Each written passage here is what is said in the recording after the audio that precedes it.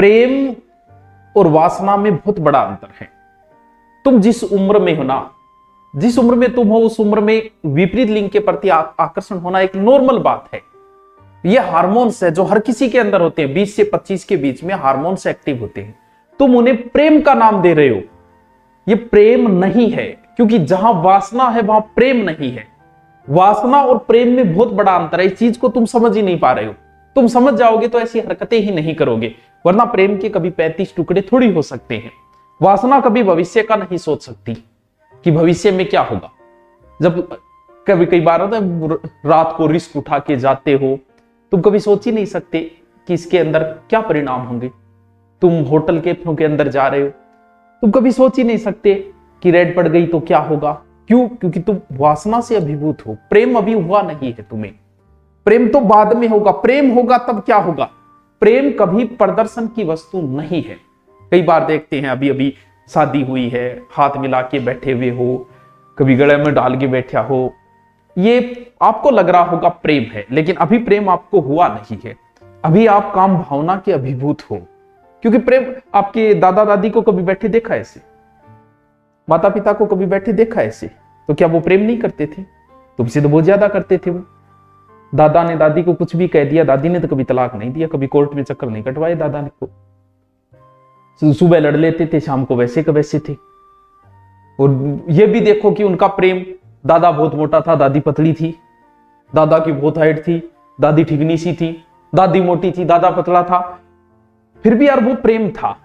उन्होंने कभी, प्रेम और वासना में अंतर होता है इसके अंदर। हर साल एनिवर्सरी मनाते हो, हमारे पूर्वजों ने कितनी बार मनाई।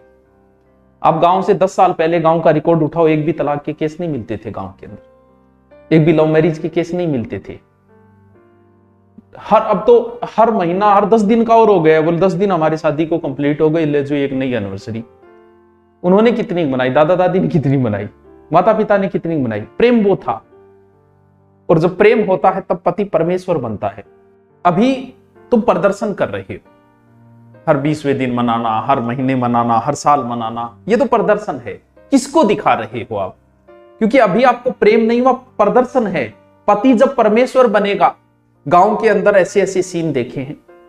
गांव में दारू पीड़ो पड़े, पत्नी उसे जाती है, लेके आती है, कपड़ा साफ करके, रोटी खिला के, और उसके बाद में उसे सुलाती थी। क्योंकि अब जो प्रेम है वो पति परमेश्वर बन गया। और जब पति परमेश्वर बन जाए तब कोई फर्क नहीं पड़ता कि वो कैसा है। इस बात से कोई 10-10 साल विदेश रहते थे, रहते थे, फिर भी पत्नी छोड़ के नहीं जाती थी। क्यों? क्योंकि अब पति परमेश्वर बन चुका है। और जब परमेश्वर बन जाएगा, क्योंकि वासना जब समाप्त होगी तो पति परमेश्वर बनेगा, तब उनसे प्रेम जो होगा, फिर कोई फर्क नहीं पड़ता कि वो 2 साल बाहर है, पत्नी यहां बैठी है, पति कहीं बैठा है। कोई जरूरी नहीं उनको हाथ डाल के बैठे हुए, क्योंकि जरूरी नहीं प्रदर्शन कहां करना है। वो परमेश्वर बन चुका है। और जब पति परमेश्वर बनेगा ना, उसके बाद पति भले कैसा हो, आपको कभी तलाक के मुकदमे सुनाई नहीं देंगे, भले कैसी ही परिस्थिति आ जाए उसके साथ। हम तो सिर्फ प्रदर्शन कर रहे हैं, दिखावा कर रहे हैं, हम लोग प्रेम नहीं कर रहे।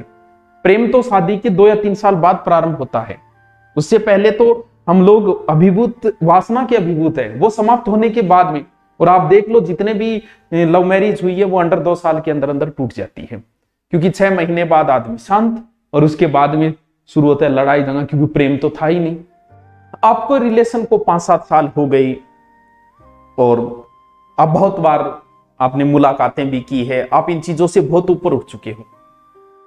अब प्रेम हुआ कि नहीं है? जब आप जबरदस्ती, नहीं आज ही मिलना है, मैं आपके लिए आया हूं, कितनी रिस्क ले, अब आप जबरदस्ती कर रहे हो, हर परिस्थिति में मिलना ही चाहते हो, तो प्रेम नहीं है, वासना है।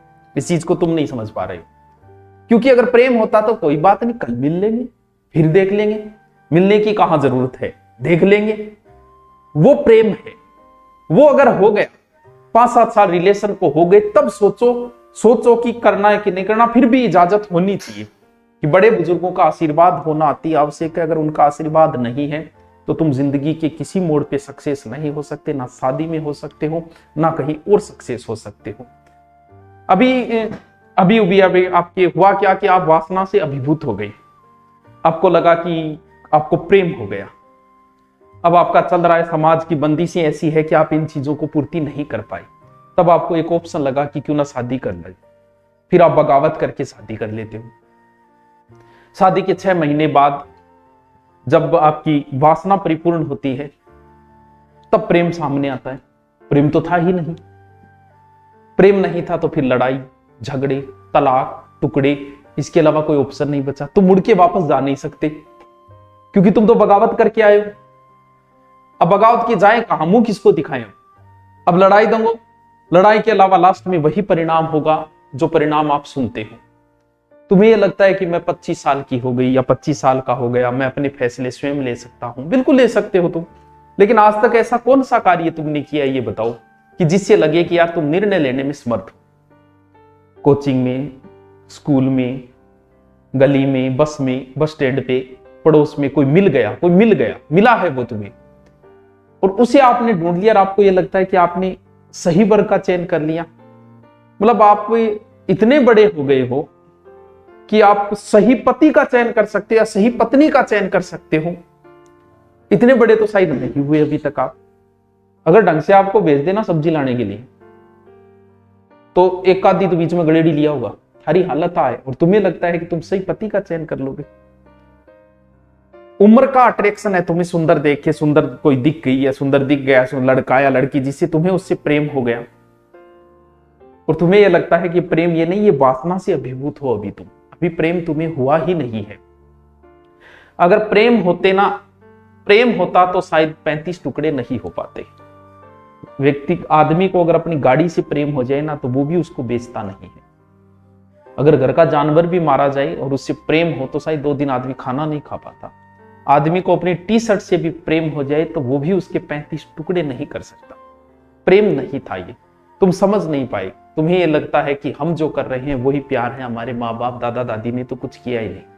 उन लोगों ने जो समाज की बंदिशें बनाई ना, तुम होंगे ज्ञानी, तुम मुझे 3 लव मैरिज सक्सेस दिखा दो, 3 गैर जाति या गैर धर्म में होनी चाहिए।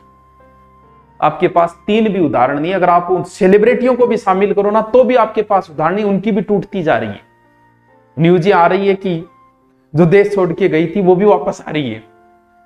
जब उनके उदाहरण नहीं मिल सकते तो फिर तुम ये सोच रहे हो कि तुम्हारी सक्सेस होगी, क्योंकि हम लोगों ने, हमारे पूर्वजों ने जिस जाति और धर्म बनाया था और जाति और धर्म में शादी का जो बनाया था वो ऐसे ही नहीं बनाया। मूर्ख नहीं थे वो, बहुत समझदार थे वो। समाज, हाँ ये बात नहीं कि समाज में भी तलाक हो जाते, होता है, लेकिन फिर भी समाज की जो बंदिशें है ना, वो बंदिशें कहीं ना कहीं व्यक्ति को रोक लेती है। कहीं ना कहीं टुकड़े होने से, कहीं ना कहीं तलाक होने से हमें रोक लेते हैं वो।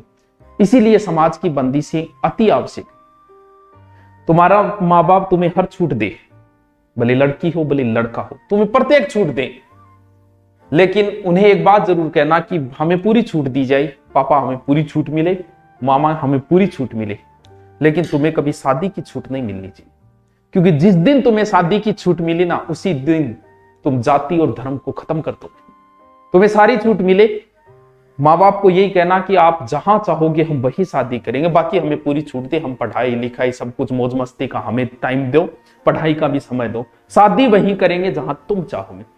क्योंकि ये निर्णय अगर तुम्हारे ऊपर छोड़ दिया गया ना तो तुम जाति धर्म को खत्म कर दोगे। कई जगह जाति जरूरी भी है, हाँ जातिवाद खत्म होना जरूरी है, लेकिन जाति के अंदर विवाह है, ये चीजें बहुत जरूरी है, वरना इसके बड़े ही दुष्परिणाम सामने आएंगे।